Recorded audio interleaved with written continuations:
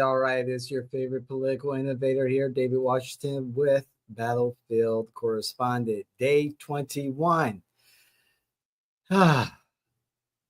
Two maps have moved forward, if you can call them two maps. They are essentially the same map of Jimmy Alphonse's #1 map that was first introduced during this whole process. Map 1 and Map 7A as amended. And can I say I'm not surprised? I'm not surprised because the vast majority of the maps that were submitted, all but two, were essentially the same map that we're looking at today, with the addition of the two new districts. And the maps that are going to be presented to the Board of Commissioners are essentially the same. So whatever nip and tucking that will happen, it will happen at their level. And they will decide on that map. Now, granted, if this map is approved, this will go into effect immediately for the 2026 election. So two new districts. And as we look at them, I'm going to pull them up here. I'm going to share my screen and hopefully everyone can see this. Two of them, share screen, there we go, are again essentially the same maps. And let me bring me out of this. This is, oh boy, this is really, really small. There we go, a little bit more of me. Let's see. It's hard to see this if you're looking at this on your phone. However, we've got map 1. Let's take a look at it here. Let's hopefully, there we go. Hopefully you can see it much better. Doing this from my laptop. But this is map 1. Okay. So you got your new district here. And you have your new district here. This is District 8. This is District 7. But essentially, your District 5 looks pretty much the same. Your District 4 is a little less. It's no longer stretching down to the Orange Osceola County border. Does not include Meadow Woods like it used to. That is now in District 8. District 3 has shrunk a little bit, but for the most part, as you can see by these dark lines here, it loses what was east of Cimarron, but for the most part, it stays intact. District 6 stays mostly intact. District 7 dips into the old District 6 and takes up a little bit of the old District 5. Again, District 5 is pretty much the same. It just loses this northern portion in the northwest corner of the old district. And then District 1, it loses just the Williamsburg and Hunters Creek area for the most part.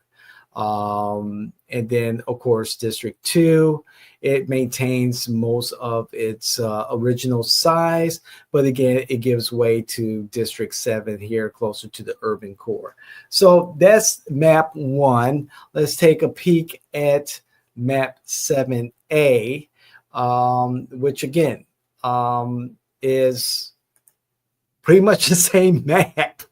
I mean, let's start in this little corner here where, District 1 takes a little bit away from District 2, to create the new district. The same for District 6 and District 5 to create a new District 7. And again, down here in the south, you have a new District 8 that takes a little bit from District 1, an area that is largely Hispanic. And it goes into District 8 and takes a little bit from the old District 4, which is more north and takes a little bit of the old District 3. So, I mean, it's just nip and tucking at the margins, but they're essentially the same map. If I'd known that we were going to get to this point with pretty much the same map as we had in the past, I would have said, let's just cut to the chase. Why even submit, any innovative or really out of the box thinking for the future in the map, a future forward map. Why even put in the work, which I appreciate from my team, and I appreciate the community that again came out in great numbers to show support, not just for my map 2, but also for all the other maps that made it to the first round, and then the second round, and then finally this last round where map 1 and map 7A have made it to the Orange County Board of County Commissioners. Again, please, it's not over. We have one more meeting, September 3rd, before these maps go to the commissioners. So please come out again, as you have, community, and show your support for this effort. I know it passed by a very narrow margin, this amendment to the charter to allow this process to move forward. However, many members of the community, whether online or in real life, showed up and they said what they need to say to protect their areas of interest, to protect their kitchen table issues, and to let people know this is what they want. So again, thank you to the community for being involved in this process. I'm David Washington, your favorite political innovator.